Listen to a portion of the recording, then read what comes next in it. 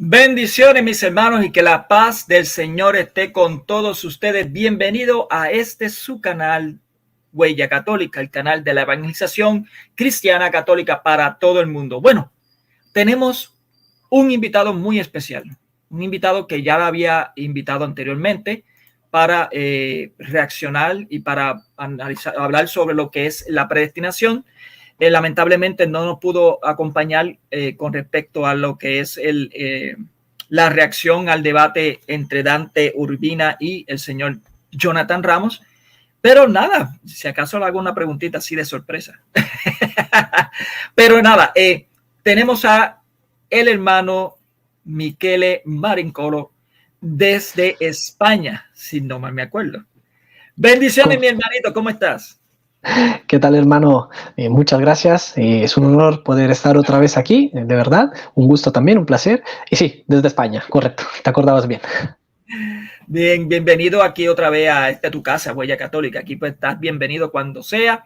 Y igual que los hermanos católicos, los hermanos evangélicos que se comporten bien, están bienvenidos aquí en Huella Católica. Antes de comenzar, voy a solicitar a los hermanos que están en el chat y a los que vayan a ver este video que lo compartan, que le den like y que se suscriban los que no se han suscrito. El hermano Michele también tiene su página. Ya mismo le vamos a indicar cuál es su canal y su página. ¿Ok? Bien, hoy va a ser un día muy especial porque, como indicamos la última vez que estuvimos reunidos con el hermano Michele, nos enteramos de que él es recién convertido al catolicismo. Y es muy interesante. Me gustaría saber cómo es ese proceso, pero antes quiero preguntarle al hermano Michele. Michele, ¿quién es Michele? ¿Qué me puede decir? Bueno, ¿qué puedo decir? A ver, Michele es un hombre cristiano, católico, ¿no? Y casado, entonces esposo, padre de 2 hijas, y alguien que digamos, es amante del saber y que por lo tanto pues trata de esforzarse para poder comprender todo lo que tiene que ver con las causas primeras y los principios últimos inherentes a la realidad. Causas primeras, por lo tanto, haciendo referencia a Dios, y principios últimos en orden del saber con respecto precisamente a todo lo que, digamos, podamos llegar a saber, ¿no?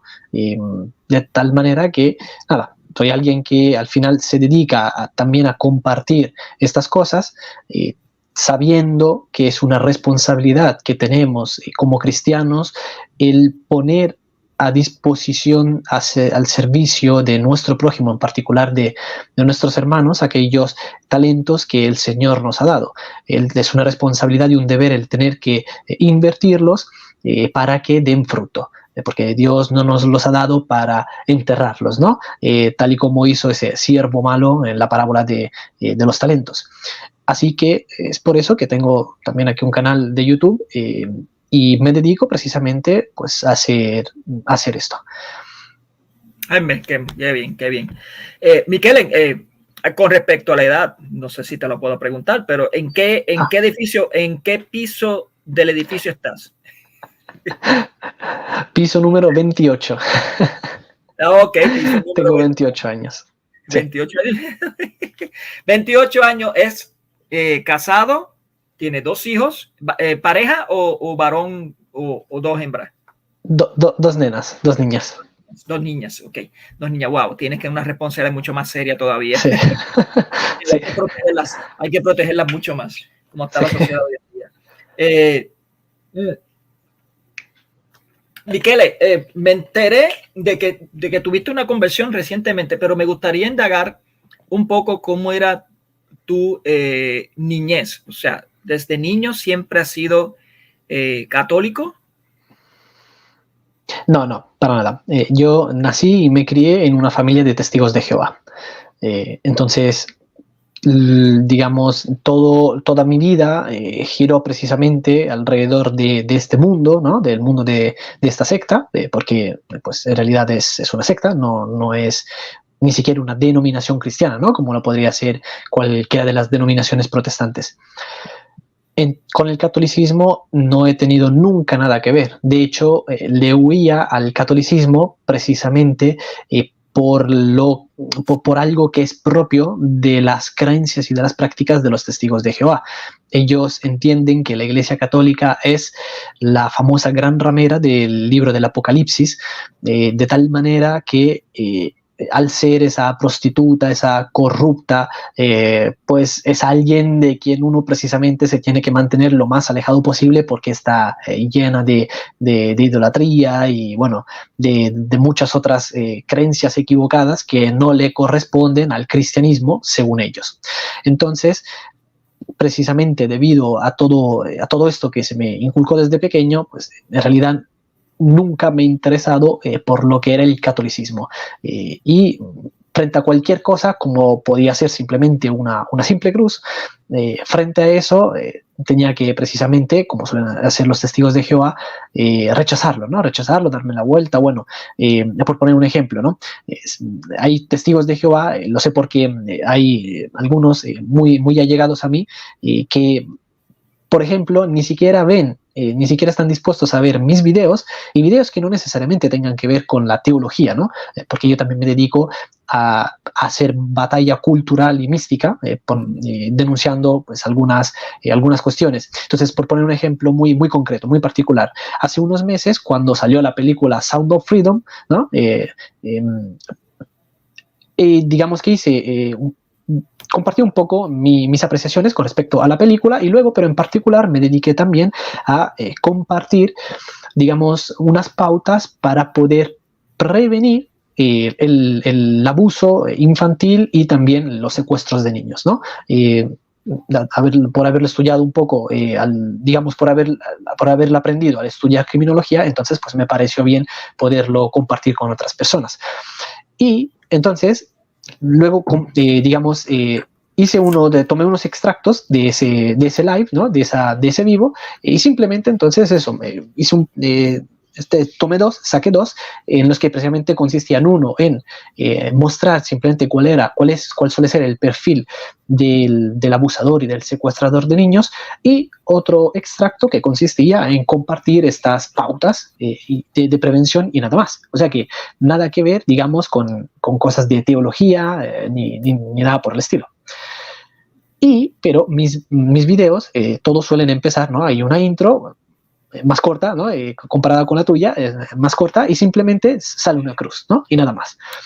Entonces, pues, como digo, hay algunos de estos testigos de Jehová muy allegados a mí que, al compartirles estos extractos y pidiéndoles que lo compartieran con otros, ni siquiera vieron de qué trataban estos dos extractos, porque pues simplemente porque en la introducción salía esta cruz. Entonces, al preguntarle, oye, pero ¿por qué? O sea, ¿qué más te da? No es que porque sale una cruz, que eso quiere decir que tú tienes que compartir mis creencias a nivel teológico, ¿no? Simplemente esto es algo que va, digamos, que no tiene que ver principalmente, propiamente hablando, con la teología, tiene que ver con otras cuestiones, y simplemente te pedía que si lo podías compartir, ¿no? Para poder llegar a más personas. ¿Por qué? Porque pues cuantas más personas hayan que sean capaces de reconocer el perfil de un abusador, y también que sepa cómo poder prevenir un abuso, un secuestro, pues mucho mejor, ¿no? Así vamos a poder mantener más protegidos a nuestros niños. Pero no, con el hecho de que salía una cruz en la introducción, una introducción de 10 o 15 segundos, no recuerdo bien cuánto dura, pues no hubo manera. Bueno, simplemente será para poner un ejemplo, como para poder graficarlo un poco más con respecto a qué es lo que piensa uno, cómo se relaciona un testigo de Jehová con la Iglesia Católica. Y esto puede ser un poco lo que yo también sufría cuando era testigo de Jehová. ¿Se puede decir que entonces los testigos de Jehová tienen una anexión en cuanto a la realidad que está pasando, o es que no quisieron verlo exactamente o saber por el tema de que, pues, obviamente de la cruz, que ellos creyeron que era otra cosa, en vez de supongo yo, ¿no?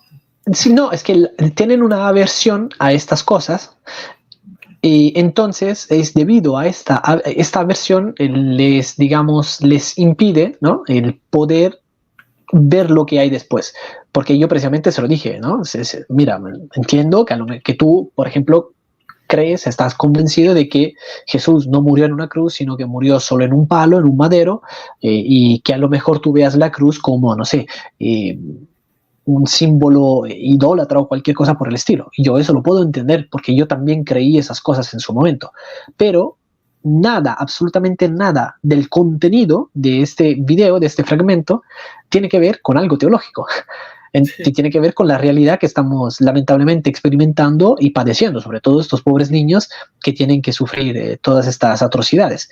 Entonces, no dejes que algo, digamos, tan mínimo como esto te impida el hacer un bien. No, pero había una cruz, entonces no se podía. Entonces, no es tanto no es tanto, digamos, algo que respecta al contenido y que estén en contra de eso, que a lo mejor lo desconozcan, no, saben la realidad de todas estas cosas, pero debido a esa cruz que sale al inicio, no van a tener la disposición para seguir viendo el resto del contenido. O sea, la versión a la Iglesia Católica es pero que muy grande, muy fuerte. Muy fuerte. Sí. Se puede comparar entonces con los pentecostales, más o menos. No, va mucho más allá, va más allá. Wow. Wow. Entonces, tengo entendido, ya como usted dijo, la parte de su niñez es estar siendo testigo de Jehová. Pero además de ser testigo de Jehová, me imagino que fue como un niño normal, o sea, tuvo su infancia, su crecimiento, todo normal, hasta un poco más allá, ¿no? O siendo adolescente, siguió siendo testigo de Jehová. Llegué siendo testigo de Jehová hasta la adolescencia, los 16 años y algo aproximadamente. Entonces lo fui prácticamente durante todo lo que es la crianza.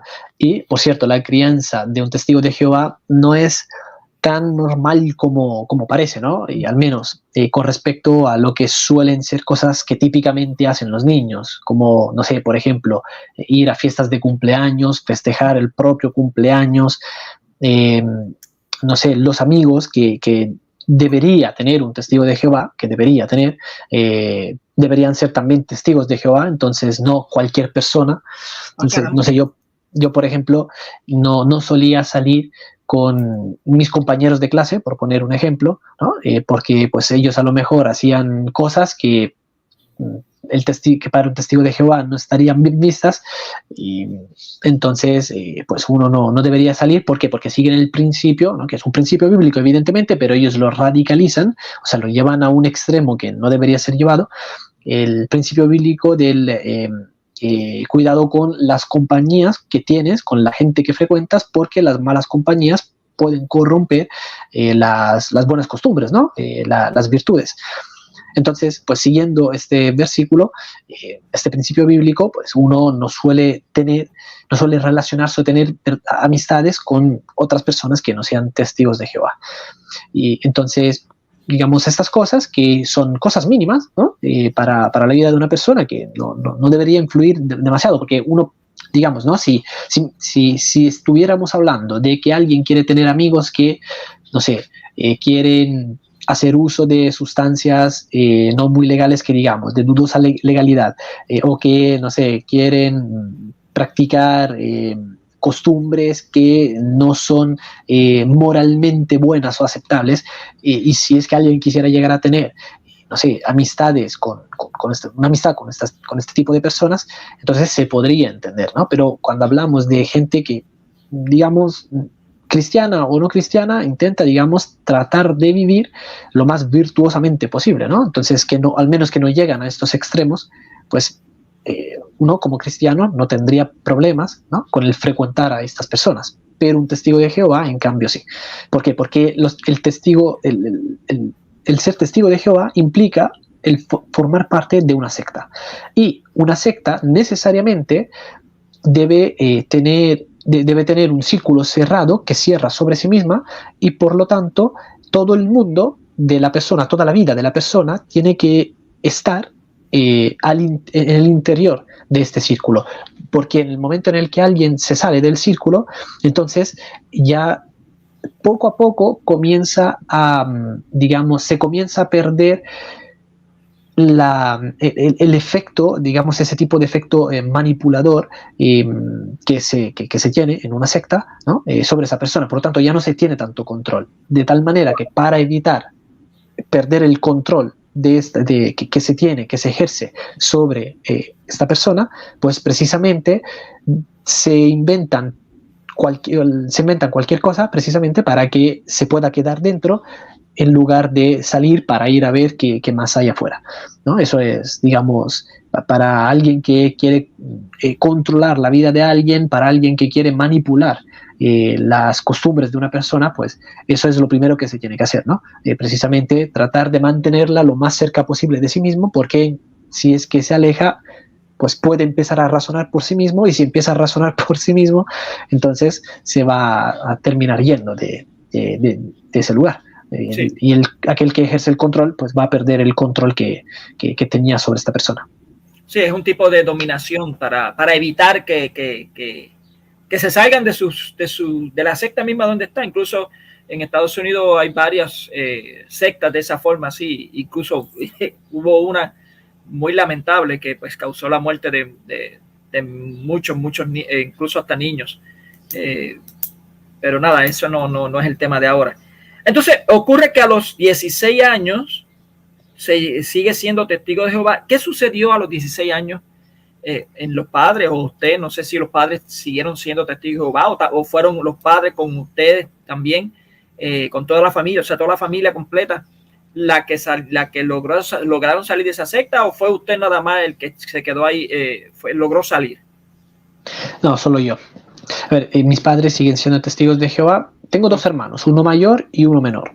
El mayor, digamos que acudía a los cultos obligado a la fuerza hasta más o menos los 12, 13 años aproximadamente, pero en realidad nunca le gustó, nunca se llegó a comprometer con los testigos de Jehová, ¿no?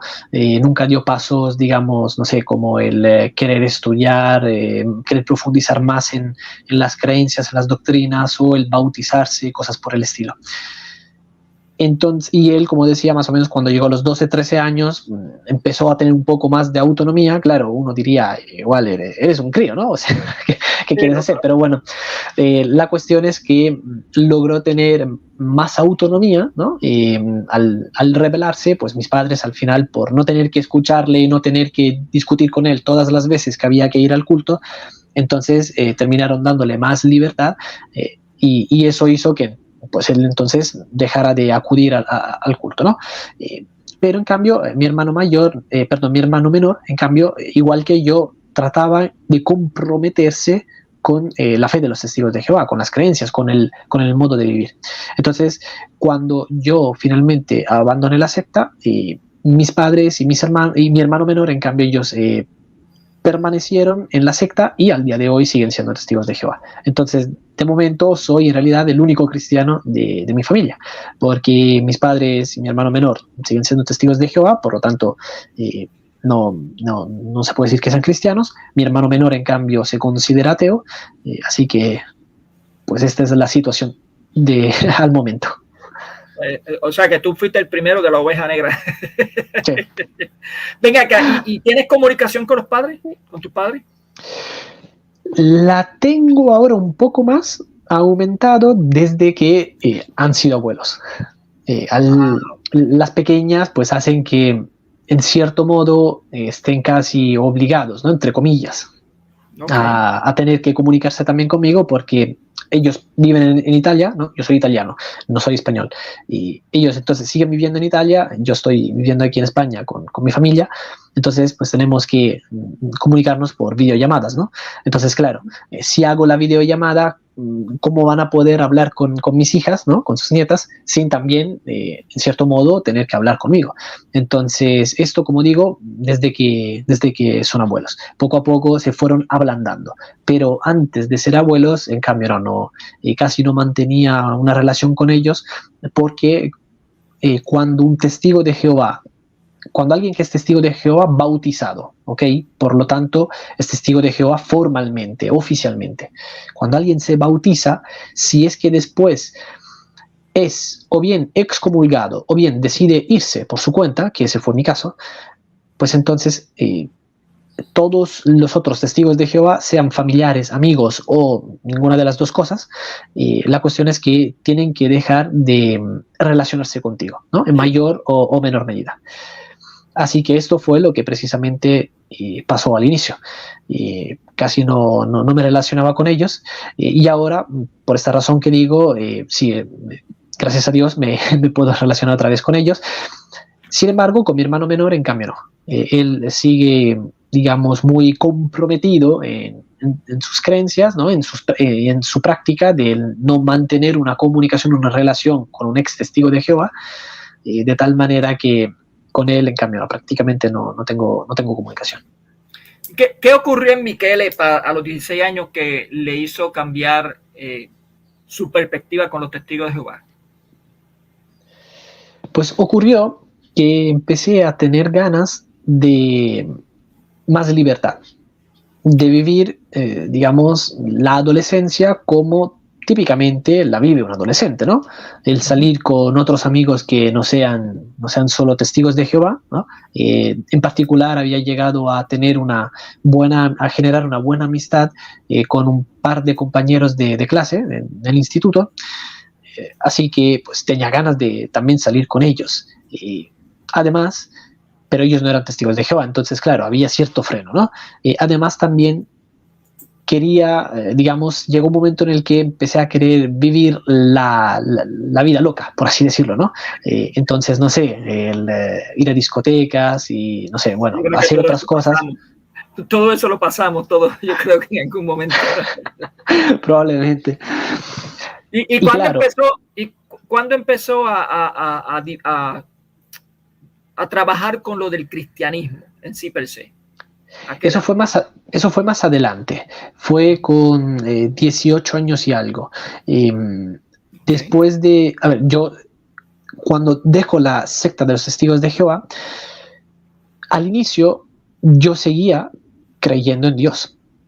Okay. Pero poco a poco, claro, conforme uno se va alejando de Dios, pues también va cambiando su cosmovisión, van cambiando sus creencias. Así que yo después de, al poco tiempo, después de, no sé, tal vez unos 3 o 4 meses más o menos, empecé a ya no estar seguro de si efectivamente Dios es real, si Dios existe.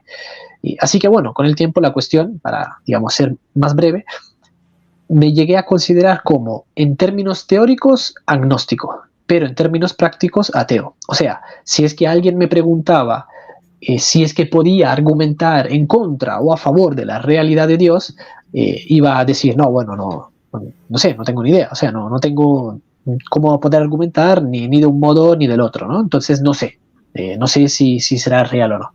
Pero en términos prácticos, como decía, vivía como ateo, ¿no? O sea, de ahí el ateísmo práctico. El ateísmo práctico consiste no necesariamente en ser capaz de argumentar a favor o en contra de la realidad de Dios, sino simplemente en dedicarse a vivir su vida de modo práctico como si Dios, como si no hubiera Dios, como si Dios no fuera real. Entonces, así es como vivía. Y en este contexto conocí a la que actualmente es mi esposa, empezamos a frecuentarnos, ¿no? Y después, bueno, nos hicimos novios, y ella venía también de una familia cristiana, protestante pentecostal en particular. Y también había sido bautizada, ¿no? Ella se bautizó en la adolescencia, pero en ese momento ella se encontraba alejada de Dios, ¿no? Así que, bueno, seguía creyendo en Dios, pero vivía como un pagano, en pocas palabras. Así que nada, bueno, la cuestión es que empezamos entonces a ser novios, a tener una relación entonces más cercana, ¿no? Y fuimos a vivir juntos, fuimos a convivir. Mientras convivíamos, de vez en cuando ella intentó hablarme de Dios, pero yo todas las veces rechazaba esas conversaciones, y hasta que llegó un momento en el que sentí el llamado interno de Dios, ¿no? Todavía me acuerdo, estábamos limpiando la casa, y mientras limpiaba yo una cómoda que teníamos en el dormitorio, en el cuarto, de repente sentí un llamado interno, como, no sé, así como un impulso, ¿no? Como cuando uno, por ejemplo, de repente le da el impulso fisiológico del hambre, ¿no? Tiene hambre o tiene sed. Bueno, yo así, pero a nivel espiritual. Entonces sentí un impulso, ¿no? Como que algo que me impulsaba me decía, vuelve a Dios, o algo por el estilo, ¿no? No sé ponerlo en palabras, ¿no? De esas experiencias espirituales que se tienen y que no se pueden poner en palabras, sino solo más o menos describir un poco. En ese momento, en ese primer momento, no estaba seguro de si se trataba de un querer acercarme a Dios, un querer reconciliarme con Dios, o bien volver a la vida que yo pues tuve como testigo de Jehová, ¿no? Porque evidentemente cuando alguien se cría de ese modo, tiene un patrón, está estructurado para creer y vivir de una determinada manera, entonces claro, el alejarte después de un tiempo va a implicar también, como una de las consecuencias, cierto tipo de abstinencia, ¿no? Así que claro, en esa abstinencia que se puede llegar a sufrir, hay momentos en los que uno a lo mejor vacila un poco y dice, a lo mejor vuelvo. Esa es mi vida, la he vivido siempre así, está todo ahí, mis amigos, mi familia, y además también está Dios, bueno, todas estas cosas. Así que en un primer momento no sabía exactamente este impulso hacia dónde me quería dirigir. Así que bueno, dije, bueno, ¿sabes qué? Vamos a hacer las cosas tranquilamente, ¿no? Voy a tomar un poco de tiempo. Primero, ¿de qué me sirve volver con los testigos de Jehová? ¿De qué me sirve volver a ser testigo de Jehová si no puedo tener la certeza de que Dios sea real? Así que lo primero que voy a tener que hacer es poder encontrar evidencias de esto. Y si es que logro determinar, si es que logro concluir que efectivamente Dios es real, entonces ahí sí me voy a tener que plantear el camino que seguir, ¿no? El rumbo que tomar, en qué religión meterme, ¿no? Si volver con los testigos de Jehová o si volver, porque conversando de esto con mi esposa, ¿no? En aquel momento mi novia, ella, pues, te imaginarás, ¿no? Empezó entonces con la evangelización a tope, obviamente, ¿no? Bueno, que Dios esto, que Jesús lo otro, ¿no? Entonces, claro, tenía que determinar si volver con los testigos de Jehová o bien si, pues, seguir un poco lo que ella me intentaba, digamos, ese camino que ella intentó preparar para mí. Entonces, si convertirme en pentecostal yo también, o qué otra religión tener que seguir, ¿no? Porque dije, este fue mi razonamiento, bueno, hay muchas religiones, y es obvio que si yo soy capaz de concluir que Dios es real, me voy a tener que comprometer con una de estas religiones, y tiene que ser una específica, porque estas religiones, si bien yo no las conozco profundamente todas, sin embargo, me doy cuenta de que sus planteos principales se contradicen los planteos de las otras religiones. Entonces, no se puede pensar en más de una religión verdadera, sino que tiene que haber una religión verdadera, porque de modo intuitivo, ¿no? Uno se da cuenta de que la verdad, por definición, es exclusiva. Entonces, no pueden haber muchas verdades, muchas religiones que proclamen la verdad. Así que esto fue el modo en el que comencé. Al cabo de unos meses logré darme cuenta de que efectivamente Dios es real, y ahí entonces empezó, digamos, el estudio de la Biblia, ¿no? Porque me di cuenta de que, y todo esto sin profundizar demasiado, en las diferentes religiones, pero hay algunas cosas que uno simplemente pensándolas con un tipo de razonamiento básico se da cuenta de que hay religiones que tienen que dar descartadas. No sé, por ejemplo, en el hinduismo, ¿no? Con más de 4.000 dioses. A ver, no es razonable. No se puede llegar a pensar que hayan el politeísmo de ese modo. Tiene que haber un dios, no pueden ser muchos dioses, tiene que haber un dios. Entonces, pues me puse a pensar, bueno, islamismo. A ver, el islamismo no lo conozco bien, pero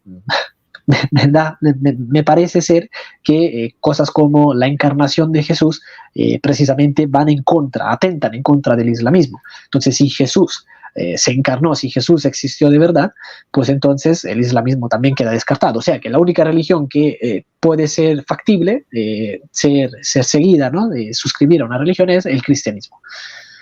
Es muy interesante, disculpa que te interrumpa. Sí. Pero quiero enmarcar algo. Me indicaste de que comenzaste a buscar si Dios existía. Supongo que estuviste usando el método del Jesucristo histórico, ¿no? ¿O no? Para determinar su existencia, no. Eso fue más que nada con respecto a poder determinar a cuál de las religiones tenía que suscribir. Ok, interesante. Y entonces después que te buscaste, yo creo que este tema yo creo que se lo voy a dejar al hermano Santiago Alarcón, que es el más experto en eso. Yo apenas no sé mucho de esto, pero me interesa lo que vino después, porque me indicó de que ese primer paso, que es indagar si es la existencia de Dios, lo cumples, o sea, lo llegas al término y entras a lo que es el cristianismo en sí. O sea, comienzas a indagar sobre el cristianismo, Sí. descartando obviamente lo que son las otras religiones, el budismo, lo que son Sí, los sistemas politeístas. los sistemas politeístas, descartándolo. Es muy interesante que comienzas a indagar el cristianismo y supongo que hablando sobre esa indagación del cristianismo, comenzaste a indagar de la denominación donde tu esposa iba, supongo yo. ¿O estoy mal? Más o menos. Más o menos, ¿por qué? Te dejo, sigue, que está interesante esto. Porque yo para ese momento no sabía de que, digamos, de todas estas distinciones en cuanto a denominaciones que hay en el protestantismo. O sea, yo no sabía, por ejemplo, de la existencia de los pentecostales, de los bautistas, o no sé, presbiterianos, anglicanos, luteranos, etcétera, etcétera. Okay, todas estas denominaciones, ¿no? O sea, luego una cosa es también hablar de la, digamos, macro denominación, o sea, de la denominación principal y luego de todas las subdivisiones que se da en cada una de estas, ¿no? Entonces, yo eso no lo sabía, no lo conocía. Entonces, para mí en ese momento, el cristianismo era, digamos, lo que se me estaba presentando en ese momento, ¿no? Entonces, mi esposa me empezó a mostrar, digamos, algunas de las creencias que ella tenía, que ella mantenía, ¿no? Y luego, bueno, también su madre, mi suegra, también pues empezó a compartirme un poco todas las, digamos, todas las doctrinas que ella suscribía. Y nada, y luego también... Pentecostalismo. Sí, pentecostalismo. ¿Qué es pentecostalismo? Correcto. Así que nada, bueno, eso fue el modo en el que yo me pude aproximar al cristianismo. Ese fue el modo en el que Dios usó para que yo me pudiera convertir al cristianismo. Qué interesante, muchos métodos interesantes. Utilizó el amor de una mujer, utilizó... es que Dios camina en caminos muy misteriosos, de verdad. Estando en ese trayecto sobre la creencia de Dios y sobre entrar al cristianismo pentecostal, ¿hubo algún momento en que, entrando ya en el estudio del pentecostalismo, le causó algún conflicto, hasta sabiendo que venías de los testigos de Jehová, algún conflicto interno que le haya ocasionado con alguna doctrina entre comienzo en el pentecostal, entre el pentecostalismo y los testigos de Jehová? ¿Alguna que le causó algún conflicto interno? Claro, sí. Yo, por ejemplo, el problema más grande lo tenía con respecto a la divinidad de Jesús. Ese fue para mí el problema más grande a tener que resolver, ¿no? Porque una cosa es justamente, por ejemplo, no sostener que Jesucristo existió, que es el Hijo de Dios entendiendo este título no como sinónimo de divino, ¿no? Sino simplemente como diciendo que es Hijo de Dios. Y claro, si alguien entiende la palabra hijo unívocamente, como nosotros solemos entenderla, ¿no? Con relación a que yo soy padre y tú eres mi hijo, pues entonces, claro, es en el sentido de yo vengo de ti, pero no soy consustancial, no tengo tu misma naturaleza. Por lo tanto, tú que eres el Padre, eres Dios, yo soy el Hijo, o sea que tengo otra naturaleza, ¿no? Y que me ha sido dada y es una naturaleza creada. Eso es lo que, digamos, muy brevemente creen los testigos de Jehová con respecto a la naturaleza de Jesús. Así que ese fue para mí el problema más grande, como digo. Al final lo tuve que resolver, pero fue, digamos, una investigación que iba en contra de mí, que no solo no lograba entenderlo, sino que además, no sé, iba precisamente en contra de todo lo que a mí me había sido enseñado y no era capaz de abrazar esta verdad. No lo lograba ver en la Biblia, porque por más que a mí me decían, no, pero mira, es que aquí se dice que es el Hijo de Dios, o que, no sé, es el Hijo del Hombre, mira, esto es lo que significaría este título, si nosotros lo entendemos a la luz de estos pasajes del Antiguo Testamento, o no sé, mira, aquí se dice que él, por ejemplo, les dice a los judíos, no, porque antes que Abraham fuese yo soy, entonces yo soy aquí lo que precisamente se tiene que vincular, se tiene que entender con el famoso yo soy de Éxodo capítulo 3. O sea, por más que a mí se me presentaran todos estos argumentos, Sí. Yo no veía la correlación, no era capaz de verlo, yo personalmente. Y el versículo, pero... Es algo muy difícil. Yo he tenido amistades que eran testigos de Jehová y dicen lo mismo. O sea, lo más difícil de salir de esa área era la divinidad de Cristo. Y algo más que le causó ese tipo de... A ver, digamos que eso fue lo principal, lo más fuerte. Okay. Luego hubieron otras cosas también, pero que fueron bastante sencillas en realidad de entender, porque no se trataba de asuntos esenciales, ¿no? No eran... simplemente eran, digamos, decimos en filosofía, eran accidentales, ¿no? O secundarios, cosas más fáciles de comprender, ¿no? Cosas como, no sé, por ejemplo, que si Jesús murió en un madero o en una cruz, y al final da igual, ¿no? En realidad, o sea, la cuestión es que haya muerto. Luego, si murió de un modo con una posición de brazos u otra, en realidad no va a afectar de un modo fundamental a la creencia. El hecho de que Jesús haya resucitado, eso también es otra cosa que fue digamos, un poco más dificultosa de entender, pero no tanto como el aceptar la divinidad del Señor Jesús, que es el modo en el que resucitó. Porque el testigo de Jehová lo que va a sostener es que el Señor Jesús, al resucitar, no resucita con un cuerpo humano, con un cuerpo físico, sino que dice resucita con un cuerpo espiritual. Ahora, ¿cómo es este cuerpo espiritual?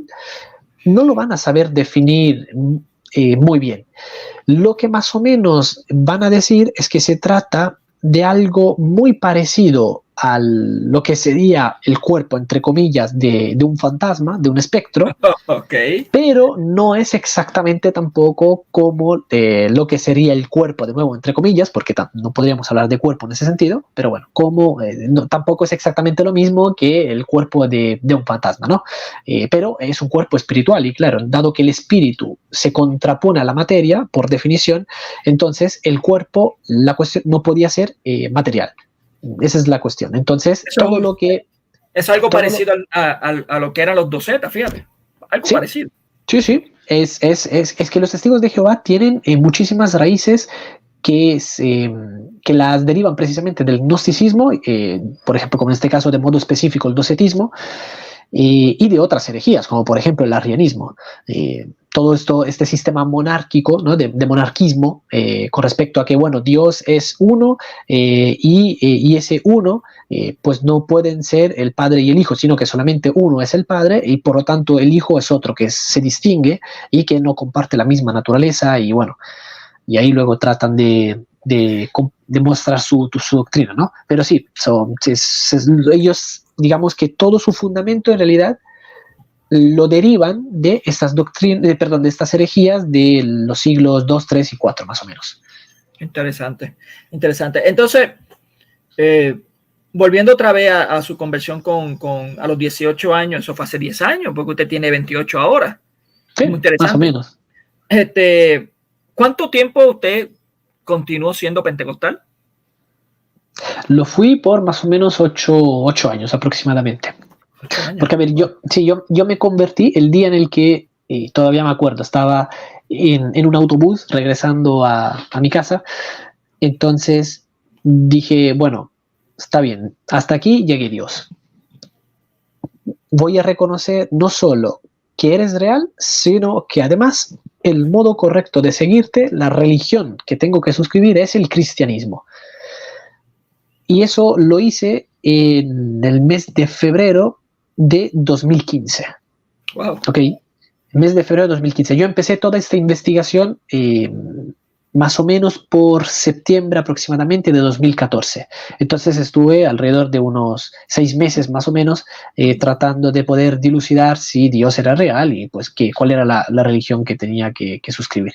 Entonces ahí en febrero de 2015 fue cuando, digamos, di el paso, ¿no? Tomé la decisión y esto hasta el 30 de diciembre, ahí sí me acuerdo el día exacto, el 30 de diciembre de 2022, que fue en cambio cuando dije, bueno, de nuevo, ¿no? Dije, bueno, está bien, Dios, hasta aquí llego, o sea, tengo evidencias más que suficientes para poder decir que no puedo seguir siendo protestante, sino que tengo que dar el paso a la plenitud de la fe. Entonces, desde hoy, Dios, yo me voy a considerar católico, luego tú me dirás por dónde tengo que seguir, las pautas que tengo que seguir. Pero bueno, yo desde hoy no me voy a considerar más protestante, sino que me voy a considerar católico. Uy, aquí viene la pregunta buena ahora.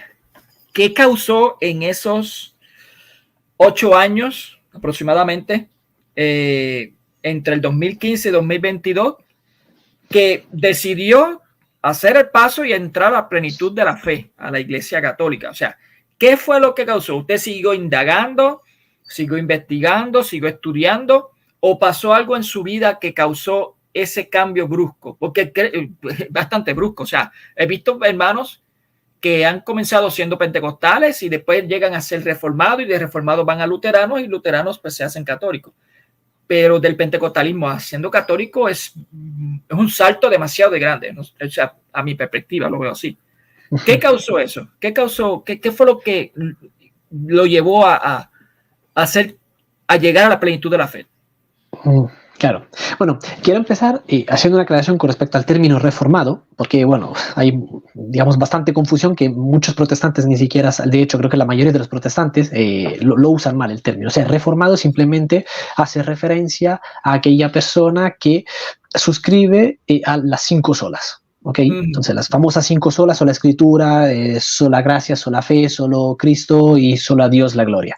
Es reformado entonces cualquiera que suscriba a estas 5 solas, que luego puede ser de denominación presbiteriana, bautista, bueno, bautista del sur, por ejemplo, o bueno, de cualquier otra digamos, subdivisión de los bautistas, o puede ser, no sé, pentecostal, etcétera. La cuestión es que tiene que suscribir a esas 5 solas. Entonces, reformado, por ejemplo, no viene a ser equivalente de calvinismo.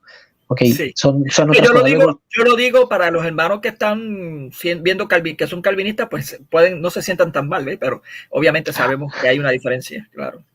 Claro. Entonces, a ver, yo desde que me convertí al cristianismo, empecé a tener, digamos, hubo un cambio bastante radical en mí, porque antes de empezar a investigar y finalmente resultando de esto mi conversión, antes de eso yo huía de los libros, no quería saber nada de estudiar ni nada por el estilo.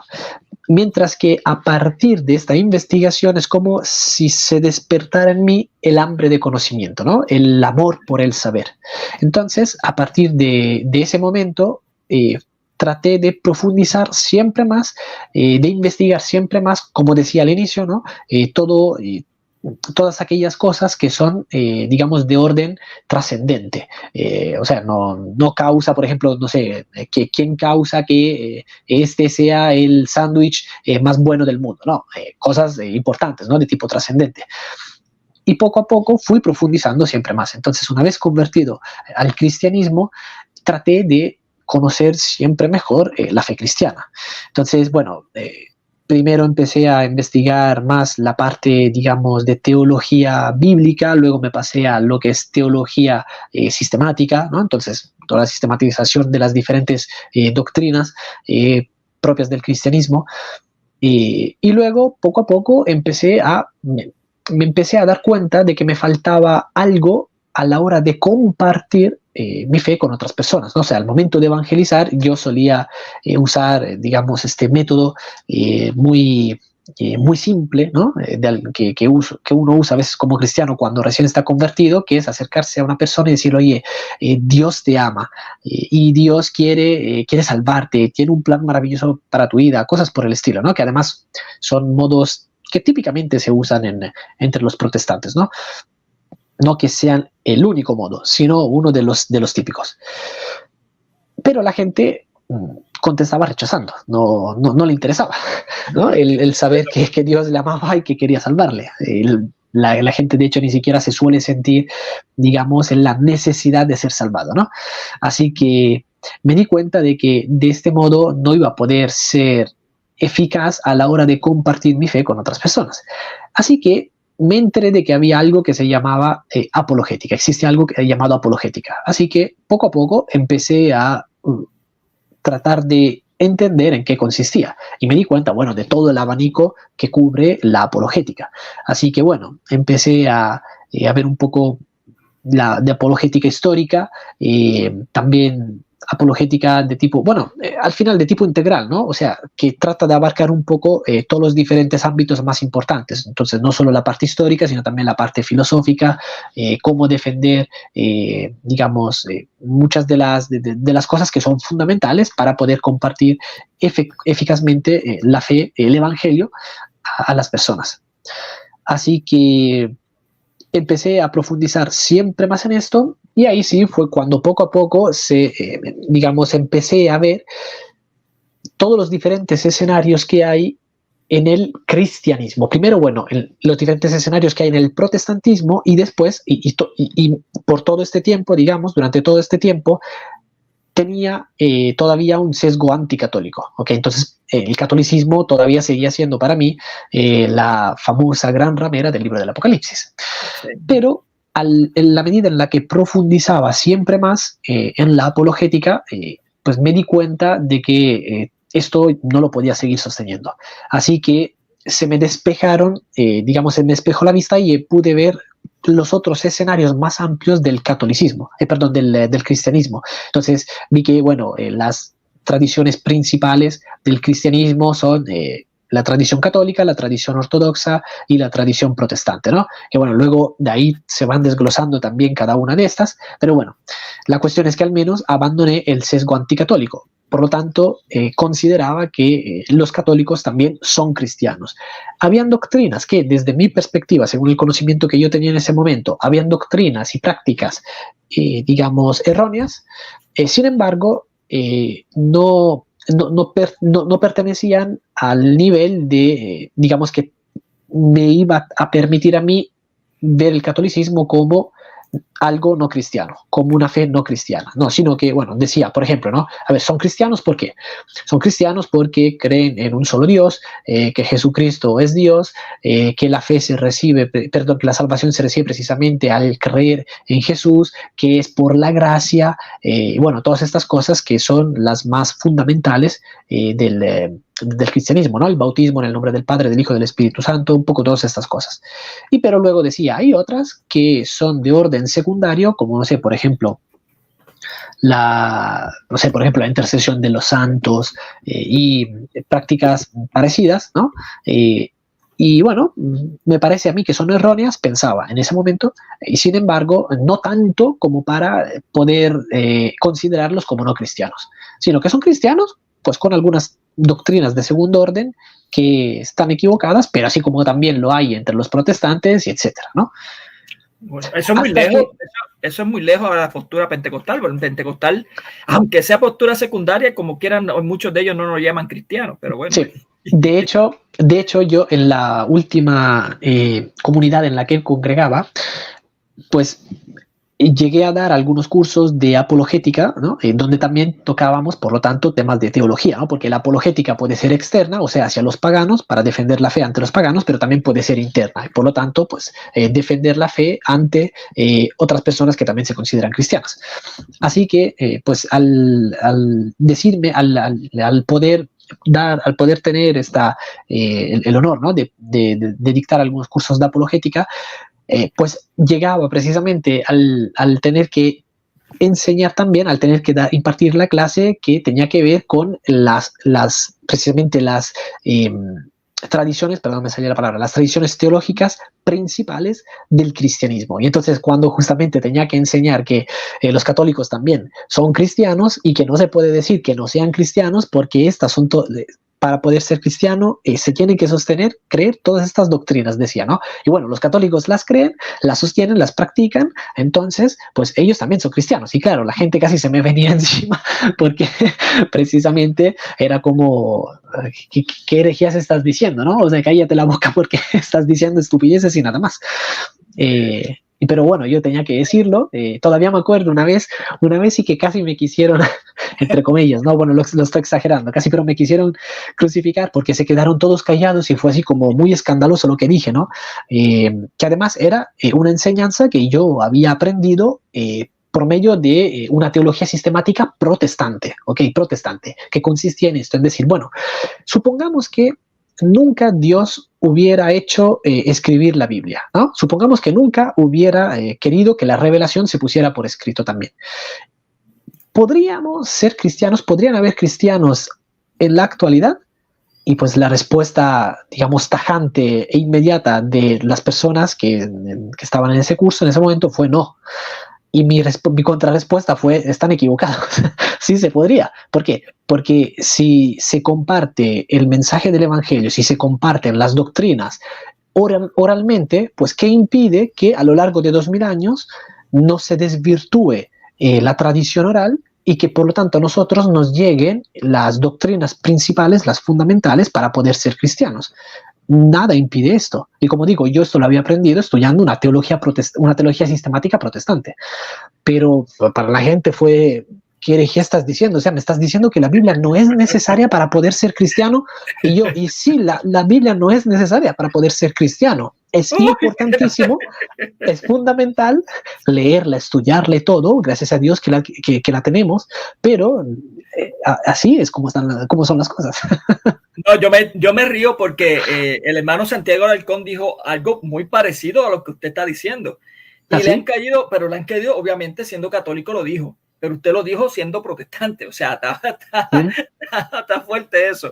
Ven acá, y en ese tiempo que estuvo indagando, estudiando de la teología sistemática y todo, ¿qué le impresionó en ese estudio que ocasionó, ¿cómo puedo decir?, rozar o mirar, no ya para el protestantismo, sino mirar para la Iglesia Católica? ¿Qué fue lo que lo llevó a mirar a esa área? Ya que en estos días está, digamos, en boca de todos el debate entre Ramos y Urbina, ¿no? Pues, ya que, digamos, lo voy a traer a colación, fue un debate que tuvo Ramos con Díaz, con Néstor Díaz, que tiene que ver con el tema de si es posible, si está bien bautizar a niños, a infantes o no. Si es algo cristiano. Entonces ellos tuvieron un debate sobre esto, ¿no? sobre este tema, o sea, paido bautismo versus credo bautismo. Ramos sostenía el paido bautismo, o sea, el bautismo de infantes, en cambio Díaz no, él sostenía el credo bautismo. Y esto yo lo escuché, no recuerdo cuándo se dio ese debate, pero yo lo escuché más o menos por febrero de 2022. ¿Ok? Y la verdad es que yo nunca me había puesto a pensar en esta posibilidad. No sé por qué, pero bueno, no se me había ocurrido, ¿no? Y claro, más que nada porque lo identificaba con una doctrina, con una creencia propiamente hablando católica, ¿no?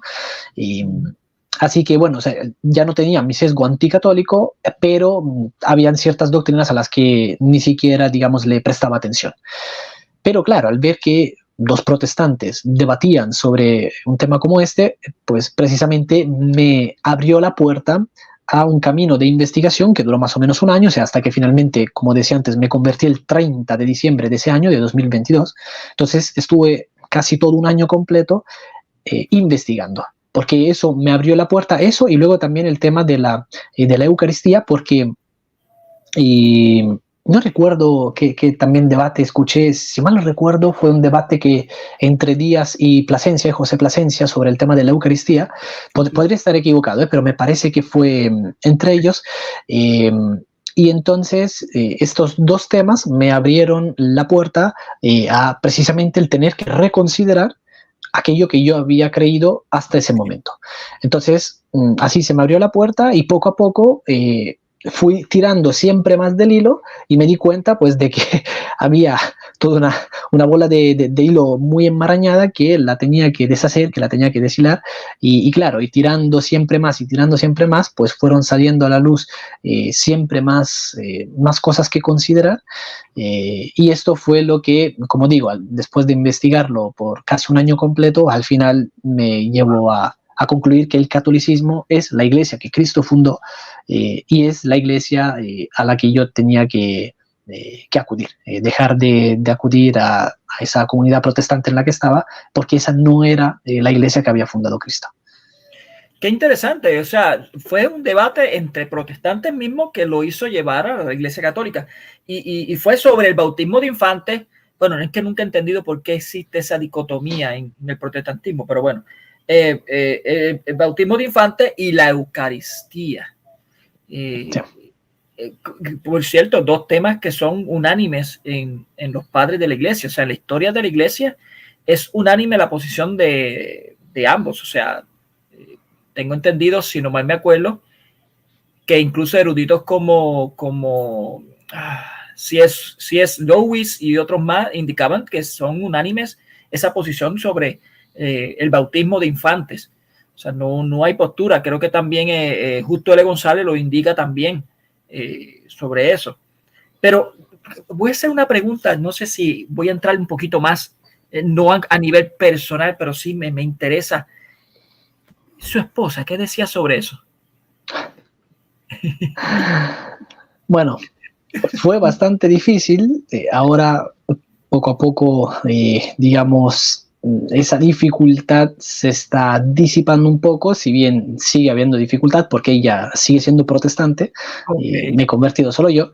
Entonces, nada, en los primeros meses, hasta septiembre de ese año, no le había dicho nada a ella. Era una investigación privada, personal, que empecé a llevar a cabo precisamente porque sabía, digamos, lo polémico de la investigación, ¿no? O sea, sabía que era algo muy polémico, algo que, a ver, que un protestante se ponga, que ponga en duda ciertas doctrinas, o sea, es impensable, ¿no? No estaría bien hacerlo. Digamos, entendiendo esto desde la perspectiva de un pentecostal, ¿ok? Porque luego hay, no sé, por ejemplo, presbiterianos y otros que bautizan a niños, y para ellos eso es correcto, se tiene que hacer. Pero claro, desde los ojos, desde la perspectiva de un pentecostal, es poner en duda ciertas doctrinas es una locura. Entonces, los primeros meses, precisamente, no le dije nada ni a ella ni a nadie más. Era algo que solamente llevaba por mi cuenta. Hasta que, como digo, más o menos hacia finales de septiembre, me di cuenta de que tenía que concederle la posibilidad a la Iglesia Católica de que quizás era el camino que tenía que seguir. Y en ese momento, porque yo hasta septiembre, o sea, la idea no era hacerme católico, la idea era simplemente poder reevaluar mi fe, mis creencias, para poder estar seguro de que creyera, digamos, en las creencias propias del cristianismo, no en unas creencias, digamos, distintas a las que desde el inicio los apóstoles sostuvieron y además también enseñaron. Pero, como digo, llegué hasta septiembre y me empecé a dar cuenta de tantas cosas que precisamente tuve que conceder la posibilidad al catolicismo y al ortodoxismo de que quizás estas eran, como decía, unas de las puertas que no solo tenía que abrir, sino que también tenía que entrar por una de estas. Y ahí fue cuando se lo compartí a ella. Le dije, como digo, era, bueno, la segunda quincena, no recuerdo el día exacto, pero bueno, fue la segunda quincena del mes de septiembre de 2022, que yo llegué a la conclusión, por ejemplo, número uno, de que la sola escritura no era una doctrina que podía seguir manteniendo, que podía seguir sosteniendo. Entonces no podía seguir, digamos, enseñando al menos la sola escritura en el sentido en el que la suele entender un pentecostal, que es sola escritura en el término según el significado etimológico de la palabra. O sea, únicamente la Biblia. Lo que se llama también como el soloísmo, claro, conocido también como el soloísmo bíblico. Entonces, tenía que ser o bien prima escritura, o bien tenía que ser ni siquiera prima escritura, sino la escritura y la tradición en un mismo nivel. Para ese momento todavía no estaba completamente seguro, pero me inclinaba más hacia la segunda opción, o sea que Biblia y tradición tenían que estar en el mismo nivel. Y luego otras doctrinas como, no sé, por ejemplo, la intercesión de los santos, también era algo que había aceptado, no había comenzado a practicar. Me costó, de hecho, todavía me acuerdo la primera vez que pedí la intercesión de Santo Tomás de Aquino. Para mí fue como, no sé, era como, estoy corriendo el riesgo de cometer un acto de pecado de idolatría. Pero luego, claro, porque había una, digamos, en mi interior, había una contraposición entre lo que yo creía, o sea, ya había llegado a creer y había llegado a aceptar teóricamente, pero el ponerlo en práctica era bastante complicado. Era como que me resistía mucho, ¿no? Todavía tenía esa sensación, aunque yo sabía, intelectualmente hablando, de que no era así, de que no era idolatría. Pero bueno, entonces, la de intercesión de los santos, la Eucaristía, con respecto a la Eucaristía, también para la segunda quincena de septiembre, yo había llegado a la conclusión de que la Eucaristía hecha al modo protestante es inválida. No, ahí no está Cristo y el Señor había enseñado que Él era, no que significaba, sino que el pan y el vino era Él, no que significaba Él. Entonces, claro, y para mí, de hecho, desde que yo entendí eso, como digo, para septiembre de 2022, hasta finalmente que me convertí y que dejé de acudir a la iglesia protestante, esos más o menos 3-4 meses, todas las veces que yo participaba en lo que suelen llamar los protestantes la Santa Cena o Cena del Señor, para mí todas las veces era un dolor, era una tristeza y no sé, era enojo también conmigo porque decía, es que ahí no está Jesús, pero debería ser Jesús. Debería estar ahí Jesús, o sea que yo me estoy perdiendo algo imprescindible, algo fundamentalísimo para un cristiano. Entonces fueron unos meses bastante difíciles de sobrellevar. Y entonces nada, bueno, bueno, tampoco es que ahora quiera hacer toda una lista, ¿no? Pero bueno, hubieron muchas creencias, como digo, que yo empecé a sostener ya para esa época. Y luego, esos últimos meses, claro, a partir de que yo le dije esto a mi esposa, empezaron ahí, digamos, un poco algunas discusiones teológicas, algunos debates internos, ¿no? De esos que se llevan a nivel familiar. Y claro, y por su parte, el miedo, ¿no? El miedo y la angustia y si al final se va a ser católico este hombre, ¿qué va a pasar? Porque ella me lo decía, yo católica no voy a ser. Y entonces, pues nada, eso fue un poco el problema durante esos meses, hasta que finalmente le llegué con la noticia que para ella fue el golpe de gracia, ¿no? Que le dije, mira, amor, lo siento, pero la evidencia es clara, la evidencia habla claro, el catolicismo es la Iglesia de Cristo y yo no puedo seguir siendo protestante. Entonces, desde hoy he tomado la decisión de convertirme al catolicismo y esto significa entonces que no voy a acudir más a la iglesia contigo como protestante, porque esa no es la iglesia que el Señor fundó. Y nada, bueno, de ahí siguieron más problemas. Me imagino que no solamente tuviste esa situación con ella, también con tu suegra, ¿no? Y tu suegro. Sí, claro, por supuesto. Sí, claro, por supuesto. Algo muy parecido me pasó a mí, pero bueno, mi esposa se decidió antes de casarme. Se decidió que quería casarse por la Iglesia Católica. Fue una sorpresa para mí. Pero mi esposa, para los que no saben, vienen del protestantismo. Ella es pentecostal, mi suegro es pentecostal. Así que, pero fíjate, nos llevamos muy bien. Nos llevamos muy bien, es que gracias a Dios. Pero volviendo al tema, eso fue en el febrero de 2022 aproximadamente, ¿no? Que empecé lo que sería la reconsideración de mi fe, febrero 2022. Pero yo me convierto al catolicismo el 30 de diciembre de 2022. 30 de diciembre, wow. Casi despedida de año. Sí. Y cuando hizo, wow, qué regalo de Navidad le diste a tu esposa. Pues eso no puede ser muy fácil para ella, o sea, no creo que fue claro. fácil. Y Fue todavía, muy difícil, claro. Y todavía sigue siendo difícil para ella, supongo yo, ¿no? Porque ella sigue siendo protestante, como usted dice. Ella te visita o visita la iglesia católica, ¿ha entrado a la iglesia católica con usted? No ha querido entrar. Hasta ahora nunca. ¿Y no le ha hecho la invitación? Sí, y más de una vez, se han sentado los dos con la Biblia y han leído la Biblia y han puesto los... hemos tenido varios debates teológicos, claro. Hemos tenido varios. Pero bueno, en fin. Lamentablemente, al menos hasta ahora, ella no ha querido aceptar, digamos, la doctrina católica. Según ellas, nosotros seguimos estando en el error con respecto a, bueno, la intercesión de los santos lo ve como básicamente idolatría o como el querer poner a los santos al mismo nivel de Jesús, ¿no? Como diciendo, suele decir, ¿no? A ver, si yo puedo ir directamente a Jesús, ¿y por qué tengo que pedir la intercesión de estas personas que además están muertas? Entonces te estás comunicando con unos muertos, bueno, etcétera, etcétera, ¿no? Lo que solemos escuchar. Sí, para los que no están viendo, este es el enlace, el que está aquí es el enlace del canal del hermano Michele, para que vayan visitando y vayan viendo esos videos que están, incluso estaba poniendo unos videos de unos estudios para hacer cómo se hace la hermenéutica, cómo se hace todas estas cuestiones, que es muy interesante. Obviamente esos videos me imagino que fue para el tiempo que usted fue protestante, ¿no?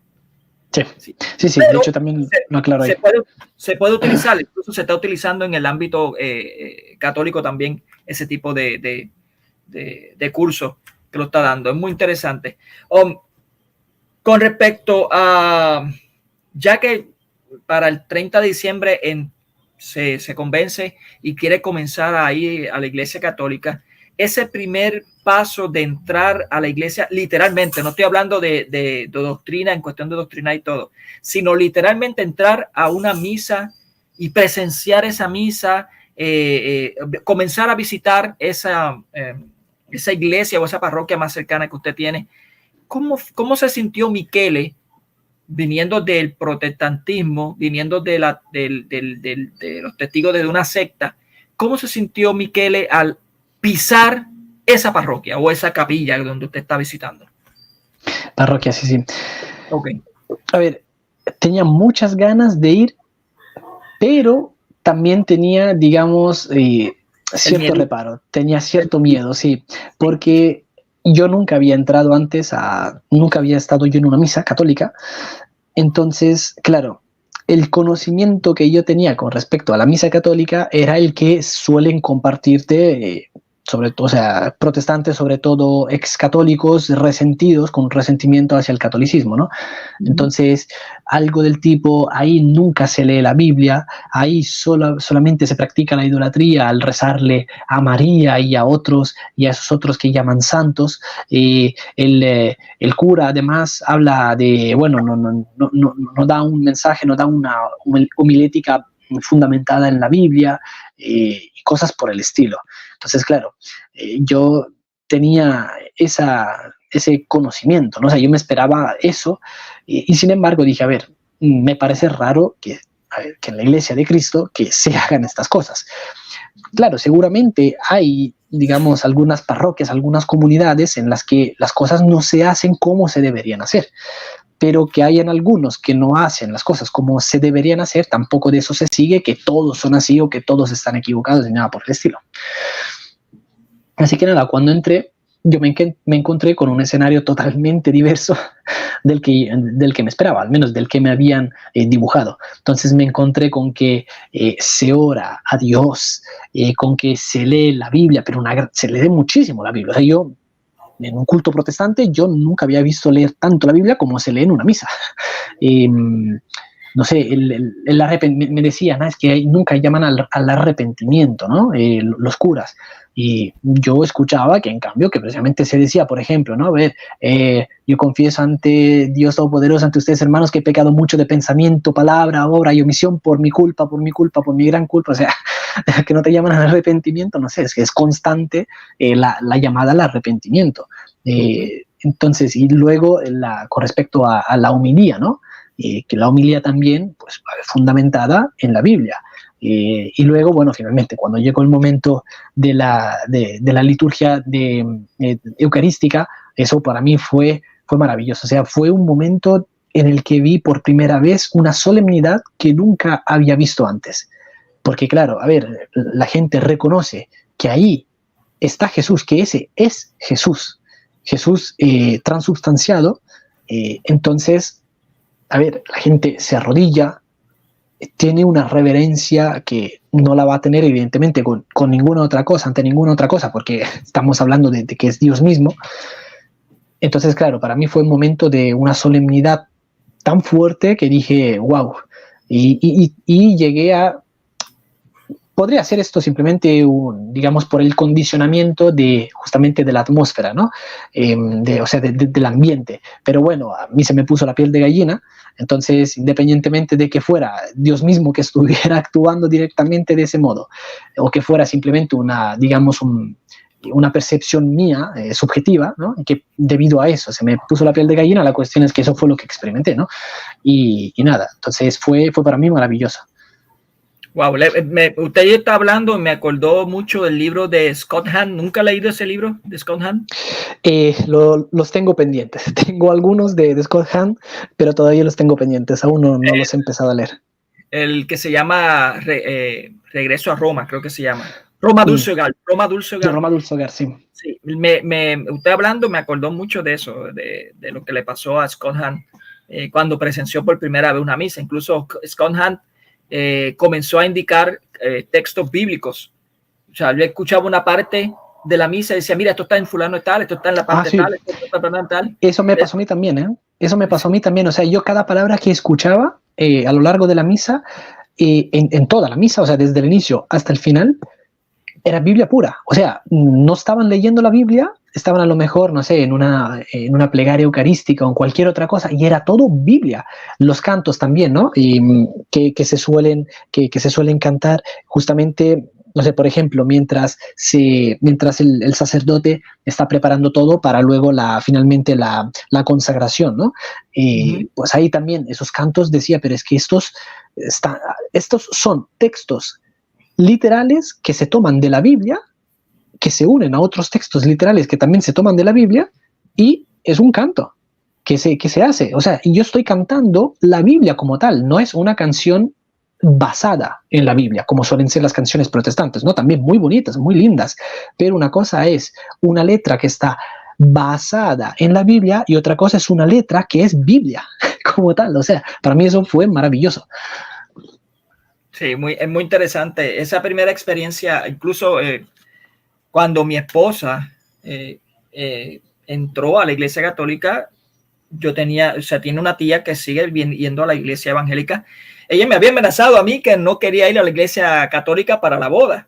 Y fue la primera que apareció. Y cuando apareció, ella se me terminó toda la celebración y me dice, wow, lo que me dijeron de la Iglesia Católica no es lo que no estoy viendo aquí. O sea, son cosas que en sí es muy interesante, incluso es más impactante cuando nunca habías pisado una iglesia católica y de momento entra.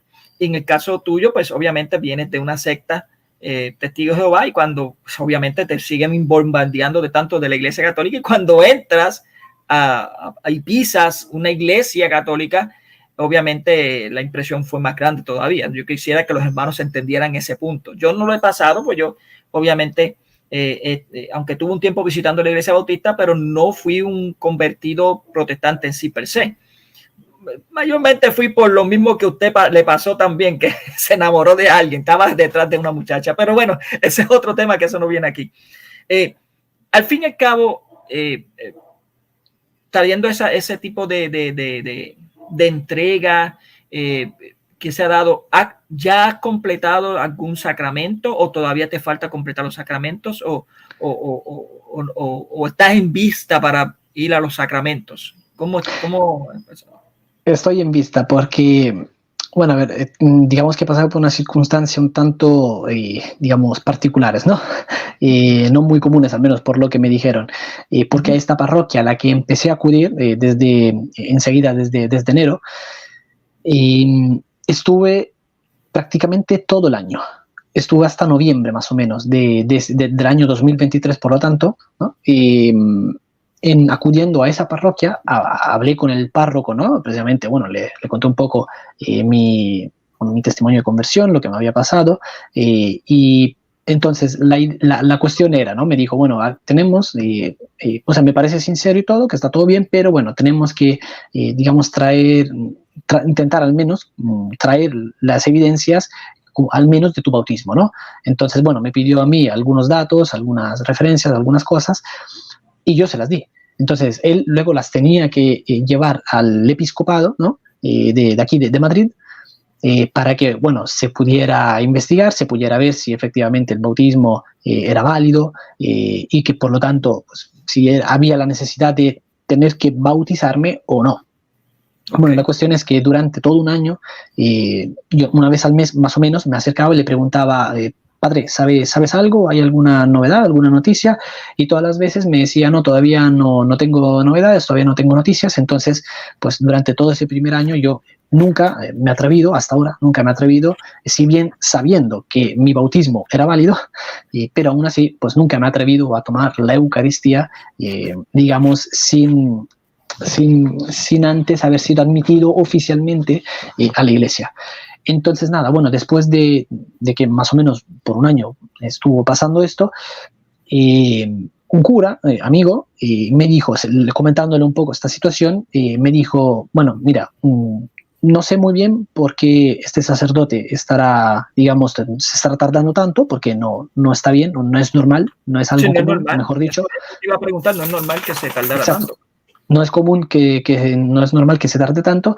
Entonces, nada, mira, simplemente haz esto, ve a otra parroquia, acude a otra parroquia y pues preséntale un poco todo tu caso, toda tu historia al párroco de esta otra parroquia. Así que nada, bueno, me fui a otra parroquia que también está aquí cerca de casa y estuve acudiendo ahí más o menos un mes y medio, 2 meses aproximadamente. Bueno, hablé con el párroco también, le presenté un poco todo el caso y él empezó a hacer algo, ¿no? Alguna investigación y también, pero no me decía nada, ¿no? Entonces, mientras tanto, este cura amigo con el que te digo que hablé, pues que él está en Italia, no está aquí.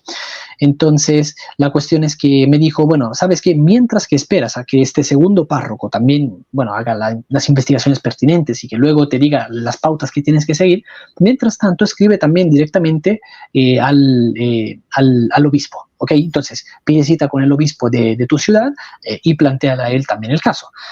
Así que nada, bueno, hice esto, me puse en contacto, ¿no? vía email, me contestaron diciéndome que me llamaría el vicario episcopal. Así que nada, bueno, al poco tiempo me llamó el vicario episcopal, me dio cita, hablé con él y me destinó a otra parroquia, una tercera parroquia, menos mal que también está aquí cerca de casa.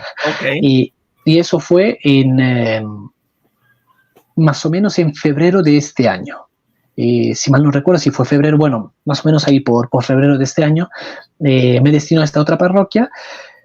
Y aquí en esta otra parroquia, entonces, empecé la catequesis con el cura de ahí. Y nada, bueno, él hizo las averiguaciones que tenía que hacer. Y bueno, la cuestión es que para el 30 de junio, ¿no? Este próximo 30 de junio, sí, ya está todo programado para mi admisión oficial a la iglesia. Entonces, con lo que serían los sacramentos iniciales. El bautismo me dijo que es válido y entonces, nada, bueno, tendré que poder disfrutar finalmente del sacramento de la penitencia, de la Eucaristía, de la confirmación. Y así que nada, bueno, próximo 30 de junio, por fin. Normalmente te hacen hacer el sacramento de la reconciliación, que es el de la confesión, sí. Y después viene el sacramento de la Eucaristía, o sea, a menos que esté cogiendo rica, no sé si allá tienen ese tipo de rica. Y es muy interesante, ¿qué es pero qué extraño, que eso es el rito de iniciación cristiana, es como una catequesis para adultos integrada, bien compenetrada, pero no sé si allá en España lo estén dando, por lo menos aquí en Hispanoamérica lo hacen, para adultos, sí. Y se utiliza mucho para esos casos también, cuando vienen de otras denominaciones, que son de una denominación protestante, vienen, se verifica si tienen el bautismo válido, y si lo tienen, lo que le dan es un curso de unos 8 meses aproximadamente, donde todo después, cuando terminan el curso, se le da todo, se le da Sí. el sacramento Sí. de la confesión, el sacramento de la Eucaristía y el sacramento de la confirmación. Eso se le da. Sí, correcto. Y aquí también se hace, pero pues al menos hablando con el vicario episcopal, me dijo que en mi caso no iba a ser necesario, digamos, un catecumenado tan largo, tan extenso, o sea, de tantos meses, porque bueno, conociéndome y viendo un poco las cosas que, digamos, los conocimientos que había adquirido con el tiempo, con mis investigaciones, entonces me dijo, bueno, vamos a hacer una catequesis, digamos, muy intensiva, solamente de unos 3, más o menos 4 meses, me dijo aproximadamente hasta junio, y nada, y ahí, pues, si no hay ningún problema, si no hay ningún inconveniente, vas a poder por fin, como digo, poder ser admitido oficialmente a la Iglesia Católica con estos ritos de iniciación. Wow, pasó lo mismo que pasó a unos hermanos luteranos que se hicieron conversión, que están aquí, están visitando la parroquia. Ellos no le pidieron, o sea, lo que le pidieron fueron, creo que es 2 meses nada más de curso para verificar qué es lo que sabían y ya lo aceptaron, le dieron el sacramento de la confirmación, que es lo que, y el sacramento de la penitencia, el sacramento de la Eucaristía, y ya, o sea, a los 2 meses, fueron 2 meses de estudio. Ok, al fin y al cabo, volviendo al tema, este va a estar bien delicado, va a estar bien delicadito lo que voy a preguntar. En todo este proceso, yo sé que tu esposa ha estado acompañándote y todo, pero ahora, ¿qué vas a hacer esta culminación que es para poder entrar plenamente con todos los sacramentos en la iglesia? Bueno, no todos los sacramentos, o sea, hay un sacramento que va a estar pendiente, pero va a entrar con este sacramento de la Eucaristía y todo. ¿Qué es lo que le dice su amada esposa con respecto a esto? O sea, ¿lo va a acompañar? ¿Le va a acompañar en ese momento o lo va a dejar solito? La idea es que sí. Se lo he pedido, entonces me dijo que, bueno, lo va a tener que pensar bien, pero que en principio parece ser que sí, que va a estar dispuesta a acompañarme ese día. Ok, hermoso, hermoso. Bueno, sí. ¿Qué más puedo? No sé si algún hermano tiene en el chat. Mira, la hermana Manuela Urbalejo le dice, Miquel, ¿has mirado los videos de Padre Luis Toro? No sé si lo has mirado. Algún video, sí. Algún video del Padre Luis los he mirado, sí. Ok, y otros le dicen... No soy fanático, pero... No, pero claro, sí. No. Otros le dicen, están diciendo por ahí, póngale los videos de Padre Luis Toro a su esposa. Pero bueno, eso tampoco causar mucho revuelo. Yo creo que lo mejor que está haciendo ahora es lo mejor. O sea, dialogar con ella, hablar con ella, basarse en la Biblia, todo lo que... Eso yo creo que es lo mejor para eso. Me resultó a mí, así que sé que le va a resultar al hermano Miquel. Bueno, Miquel, algo más que quería añadir con respecto a su conversión. Bueno, recuerden, esta es la página del hermano Miquel para que vayan y visiten su canal. Este es su canal y se suscriban, hermano, porque ahí está hablando unos temas interesantes y los cursos que está dando son mucho más interesantes, así que vayan allá. Algo que quería indicar, hermano, para poder terminar o redundar en todo. ¿Alguna experiencia, algún santo que le ocasionó primera impresión? Ven acá, hablando como esto, ahora me acordé de algo. En lo de María, ¿qué pasó con lo de María? ¿No le trajo mucho conflicto? La verdad es que no demasiado, ¿sabes? Fue bastante sencillo de poder entenderlo. Lo único que, digamos, me chirrió un poco más y que fue ligeramente un poco más difícil de entender y aceptar fue el término de corredentora, ¿no? Pero tampoco fue demasiado difícil. O sea, una vez que he entendido que, a ver, el prefijo co hace referencia con, juntamente, o sea, redentora juntamente a Jesús, pero no además a la par, sino que implica sujeción, ¿no? Supeditación a Jesús, o sea, se está reconociendo el mismo título, implícitamente está diciendo que ella también es redentora junto a él, pero no en el mismo nivel, sino que en un nivel inferior, porque evidentemente ella es criatura y Jesús, el Señor Jesús, es creador, entonces nunca podría estar en el mismo nivel. Así que una vez entendido eso, fue bastante sencillo. O sea, el poder, no sé, sostener, compartir, ¿no? Por ejemplo, Teotokos, que es Madre de Dios. Y bueno, y entonces, o sea, no me parece que hay ningún problema, más allá de que es perfectamente lógico, ¿no? Además, no sé, no debería ser algo demasiado difícil de aceptar para un cristiano, en realidad, no es ninguna herejía, no es nada ilógico, no es nada que vaya en contra de la Biblia, es más, es algo que precisamente lo dice la Biblia claramente, o sea, la madre del Señor es equivalente a Dios, entonces está diciendo la madre de Dios. Y además, Teotokos como tal, el término, técnicamente, o sea, literalmente significa la portadora, ¿no? Y a ver, ella portó en su vientre al Señor Jesús, o no, y sí lo hizo, entonces, ¿por qué no se debería decir Teotokos, ¿no? Con respecto a su intercesión y no sé, su ascensión, a ver si pudo, por ejemplo, si Dios pudo hacer, ¿cómo es? Se me fue la palabra. Se me va la palabra. Ella no ascendió al cielo, la otra palabra se me va. Ella fue asumida, eso. Fue asunta al cielo, sí. Fue asunta al cielo, es verdad, se me ha ido por completo. Si Dios pudo, no sé, hacer asumir, ¿no? Al cielo a otros como, por ejemplo, Enoc y Elías, porque esto al menos es lo que dice literalmente la Biblia, ¿no? O sea, ellos fueron directamente al cielo sin morir. Bueno, entonces, si pude hacerlo con ellos, ¿por qué no también con María? ¿Cuál es el problema? No que porque necesariamente no esté de un modo semántico en la Biblia, entonces se sigue que eso no pasó. Y con respecto a su intercesión, a ver, si ella está en el cielo y está, cuanto más cerca de Dios esté, pues más comunión y comunicación va a haber con Dios. Entonces, si hay otros santos que van a estar intercediendo desde el cielo por la iglesia peregrina aquí en la tierra, pues María, ¿por qué no debería también interceder por nosotros? Bueno, no sé, fueron, como digo, cosas muy de lógica muy básica. Aquí yo hice un estudio con eso de la Asunción y dije bien claramente a los hermanos que tiene que ver con lo que es la corrupción del cuerpo.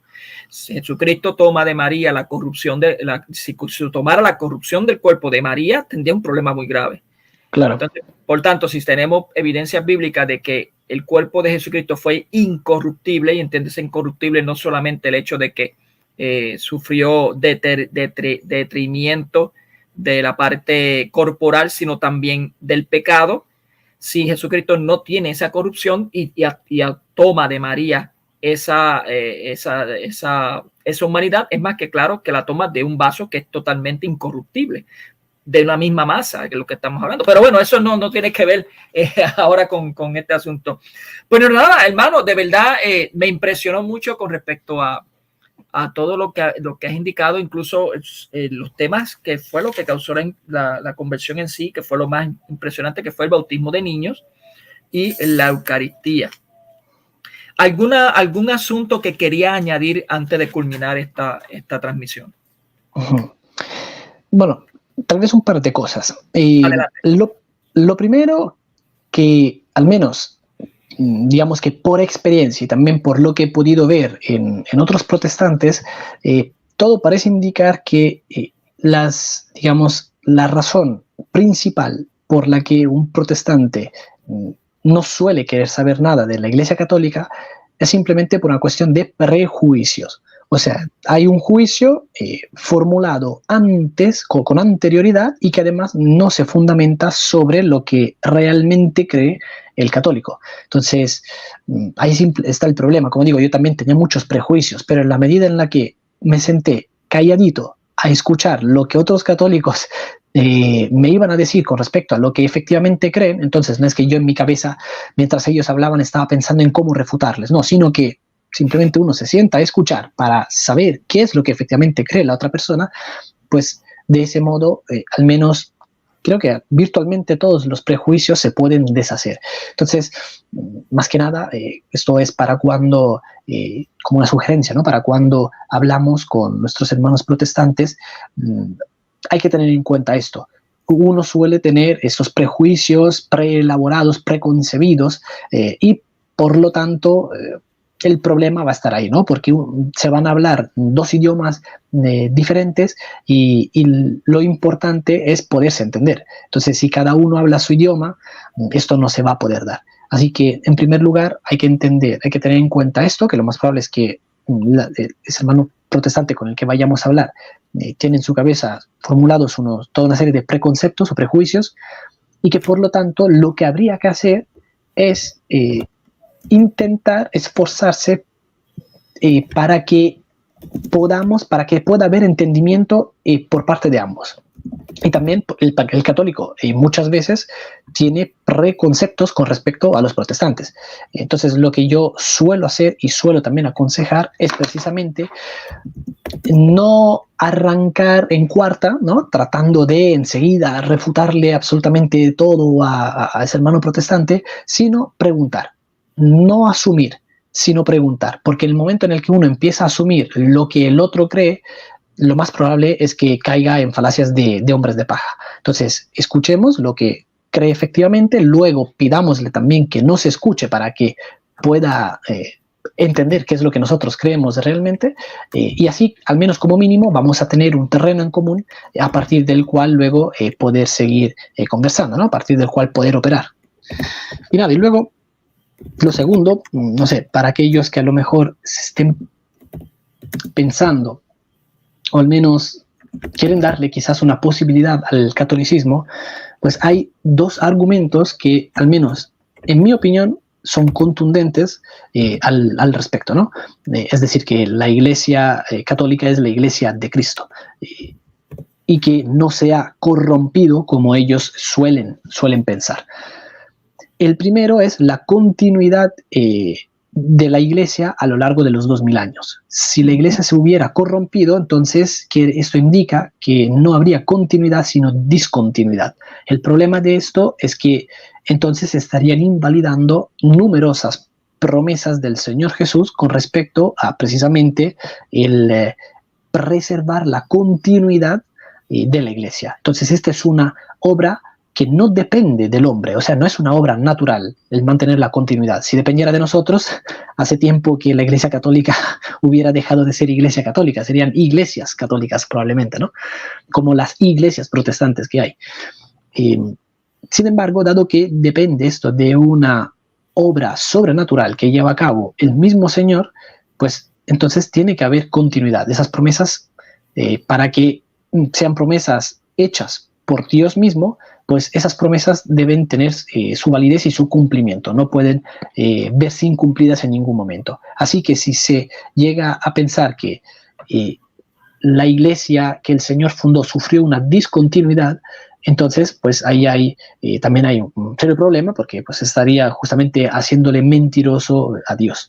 Entonces, claro, si yo considero que Cristo fundó una iglesia y que Él prometió que seguiría amparando, que seguiría protegiendo y que seguiría bendiciendo a esta iglesia y usándola porque es su cuerpo, entonces, pues a ver, yo, ¿qué es lo que debería hacer? Como cristiano, tendría que preguntar cada uno, ¿no? ¿Qué tendría que hacer?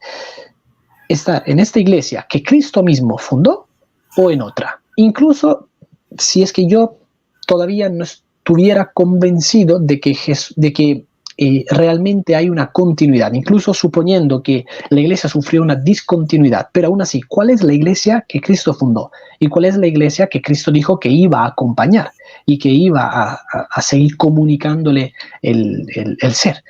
La iglesia católica. Entonces, ¿por qué estar en otra iglesia? Y lo segundo tiene que ver, en cambio, con respecto al cisma. El cisma es la desunión que es producida por algunos cristianos de tal manera que se quiere romper, que se quiere fragmentar la iglesia que Cristo fundó. Y hay sentencias muy serias dirigidas por parte de la Biblia hacia los cismáticos. Entonces, claro, no es lo mismo, evidentemente, aquel que produce el cisma que aquel que luego se encuentra en el cisma. Evidentemente tenemos dos responsabilidades diferentes. Sin embargo, también aquel que sigue permaneciendo en el cisma, en realidad la sentencia recae también sobre él, con un grado de culpabilidad diferente, inferior, más bajo, y sin embargo sigue también recayendo sobre él. Y el Nuevo Testamento está lleno de sentencias en contra precisamente de los cismáticos y de aquellos que, aportan de un modo directo o indirecto a la fragmentación o a la desunión con respecto a lo que es la fe. Así que si el Señor quiere que haya una iglesia, que esta iglesia esté unida, si Él sentencia negativamente a aquellos que quieren producir estos cismas, porque precisamente esto atenta en contra de la unión del cuerpo de Cristo, en contra de las verdades que Él ha enseñado y que son verdades fundamentales del cristianismo. Entonces, ahí también uno se tendría que hacer una segunda pregunta. ¿Me conviene a mí permanecer en un cisma porque a lo mejor pienso que, no sé, la iglesia que Cristo fundó sufrió algún tipo de corrupción o cualquier cosa por el estilo? O sea, que a lo mejor, no sé, le veo algo que a mí no me convence? ¿Me conviene hacer esto? O sea, confiar en mi propio juicio, o tal vez sea mejor confiar de verdad en lo que dice la Biblia. O sea, que hay una iglesia que Cristo fundó, que ésta mantendría una continuidad a lo largo del tiempo hasta el fin del mundo, porque es lo que dice el Señor, hasta el fin del mundo. Y además la Biblia misma me dice también que los cismas y los cismáticos tienen consecuencias nefastas. Dios los va a condenar de algún modo, ¿no? Entonces, ¿me conviene a mí permanecer en un cisma, o tal vez sea conveniente seguir el juicio de la Biblia de verdad, como yo lo sostengo, ¿no? Que yo sigo el juicio de la Biblia, me someto a la Biblia,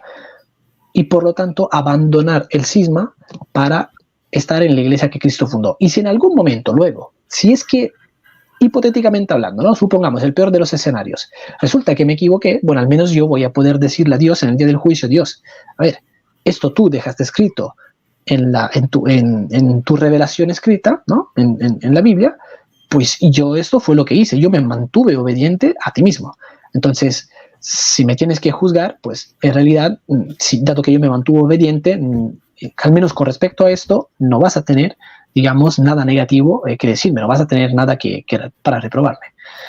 Así que bueno, a mi entender, estos dos argumentos son contundentes para poder determinar, independientemente luego de otras cuestiones que, no sé, pueden tener más profundidad o menor profundidad. Si uno a lo mejor no tiene tiempo o los recursos para poder profundizar todavía más, estos dos argumentos son, digamos, los principales, y alrededor de los cuales todos los otros, que pueden ser más o menos profundos, en realidad van dando vueltas. Así que simplemente es eso, es el animar a algunos de estos hermanos que tal vez puedan estar viendo este programa y que quizás quieran concederle la posibilidad a la Iglesia Católica, ¿no?, de evaluarla, el tenerla en cuenta, pues que piensen en estas dos buenas razones y que luego tomen su decisión. Es muy interesante todo eso. Incluso para los hermanos que están viendo el debate, pueden utilizar los textos de Mateo 5, 14 y 16, donde se ve que la iglesia tiene que ser visible. Una montaña no se puede ocultar. Una lámpara no puede tampoco ocultarse. ¿Ves? Eso lo indica bien claramente hablando sobre eso. Y Mateo 28, 20, yo estaré con ustedes todos los días hasta el fin del mundo. O sea, es más que claro. Y hay otros textos más que evidencian todo eso. Pero bueno, hermano, de verdad que es muy interesante ese último punto en el cual pues me gustaría que muchos hermanos, tanto protestantes como ortodoxos, entendieran. Y cuando me refiero a ortodoxos, me estoy refiriendo no a los que están en Oriente, en los católicos orientales, sino los que están en cisma, lo que cada lado se culpa del cisma. Pero bueno, debían de entender eso, ya que ya es tiempo de ser uno, de una sola iglesia, como dice la Biblia. Bueno, hermano, no sin más, te agradezco de verdad ese testimonio. Espero que ese testimonio sirva de bendiciones para los que están viendo y los que vayan a ver este video. Claro está, si te quiere también, tienes todo el derecho de tomar este video y ponerlo en su canal. ¿Okay? Eso no hay problema, lo puedes colocar en su canal y utilizarlo. Déjame ver si dice por aquí algo. No, los hermanos le están dando la bienvenida, le dicen que bueno, aquí hay uno que dice que el yo confieso no se dice en la iglesia, sino que se canta el Señor ten piedad. Bueno, me imagino que en la parroquia que usted está yendo están dando la misa al Nuevo Ordo Sí. o están al Nuevo Ordus. Muy bien.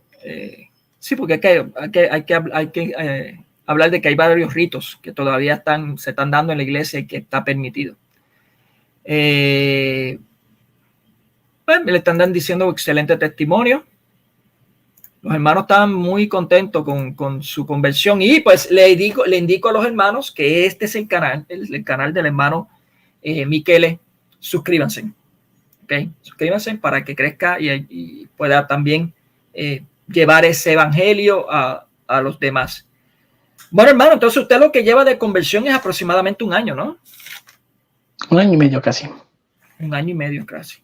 Bueno, vamos a poner en oración a su amada esposa, claro que sí, para que, bueno, si Dios permite, nosotros no decretamos, si Dios permite que haya esa conversión, pues bien. Si no, también, gloria a Dios, hay que darle las dos formas la gloria a Dios. Así claro. Que me imagino que en estos videos su esposa se pone cerca, lo escucha usted cuando está haciendo estos videos así. En realidad no, porque cuando yo me siento aquí para transmitir es muy tarde aquí. No tengo otro momento, ¿no? Otro tiempo a lo largo del día ni de la semana tampoco para poderlo hacer. Así que yo, por ejemplo, empiezo a las 11 de la noche de aquí y claro, cuando yo empiezo, ella está en la cama, acostada, así en teoría está durmiendo. Sí, no, se entiende. Y más si está laborando o algo así. Bueno. Claro. Hermano, de verdad, gracias por ese testimonio. Gracias por su testimonio de conversión. Se le agradece un montón. Aquí, Huella Católica, se le abre las puertas a todos ustedes, tanto evangélicos como católicos, para, pues, obviamente, hablar con respecto a su testimonio. Extender su testimonio, claro que sí. Y no más, ¿qué puedo decirle? Sé que allá ya son las, ¿qué? Son como va a ser la 1 de la madrugada. La 1 de la madrugada y no quiero quitarle más tiempo. Así que muchas bendiciones, hermanitos. ¿Quiere despedirse? Despídase si quiere, hermano. Claro. De nuevo ha sido un honor y un placer y un gusto poder estar aquí. Muchas gracias de verdad por esta gran oportunidad. Y pues nada, espero que esto pueda ser de edificación para otros. Y nada, yo he tenido mi entrada al cristianismo y pues me he podido reconciliar con el Señor siendo como protestante, a través también de mi esposa, ¿no? Sobre todo. Así que bueno, lo que quiero decir con esto es que Dios trata de usar todos los modos para llegar hasta nosotros. Si nosotros no ponemos impedimento, pues Dios va a poder cumplir eficazmente su voluntad. De tal manera que la motivación es esta. No le pongamos impedimento a Dios de ningún tipo, sino que tratemos de conformarnos siempre a su voluntad, ya sea que a nosotros nos guste o no, o que lo teníamos previsto o no. Ciertos cambios en la vida, para poderse conformar a la voluntad de Dios, son muy fuertes, muy difíciles, son radicales, muchas circunstancias son radicales. Y sin embargo, son necesarios si es que queremos conformarnos a la voluntad de Dios. Y dado que Dios es el bien, conformarnos a su voluntad significa conformarnos al bien, significa orientarnos al bien, de tal manera que siempre va a ser bueno para nosotros su voluntad, ¿no? Porque su voluntad precisamente es buena, agradable y perfecta. Así que esto es, digamos, mi mensaje, para todos los que estén viendo esta transmisión. Y de nuevo, hermano, muchas gracias, de verdad, que Dios te bendiga mucho. Gracias a usted, de verdad, por permitirme incluso romper de sus días, de sus noches para poder darle esta charla. No, yo sé que muchos hermanos se lo agradecen, tanto protestantes como evangélicos se lo agradecen, de verdad. Así que nada, bienvenido a la Iglesia Católica. Espero que podamos seguir hablando de ciertos temas más adicionales más adelante, claro que sí. Y pues, nos estamos en contacto, nos mantenemos en contacto. Y por cierto, me gustaría ver ese video de esos sacramentos cuando se le den. Bueno, si es que se le da. Si es Claro. que puede. Si es que Sí, puede. voy a hacer lo posible para poderlos compartir también. Claro que eso sería bueno, hermosísimo ver ese momento en cuando usted recibe la Eucaristía y todas esas cuestiones. Claro que sí. Bueno, mis hermanos, gracias por estar aquí pendiente a este testimonio. Gracias por seguir siendo de Huella Católica. Claro que sí. Obviamente no somos muy constantes como otros canales que hacen videos todos los días. Nosotros, aunque somos 5, estamos muy ocupados en otras cosas.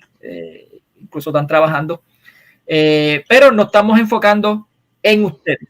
Tratamos de que ustedes se mantengan al día en estos videos, en estos testimonios, en estas charlas de catequesis, en estos debates que posiblemente se estén dando y que vayan a hacerse más adelante, siempre pensando en el pueblo de Dios. Así que, mis hermanos, muchas gracias al hermano Michele.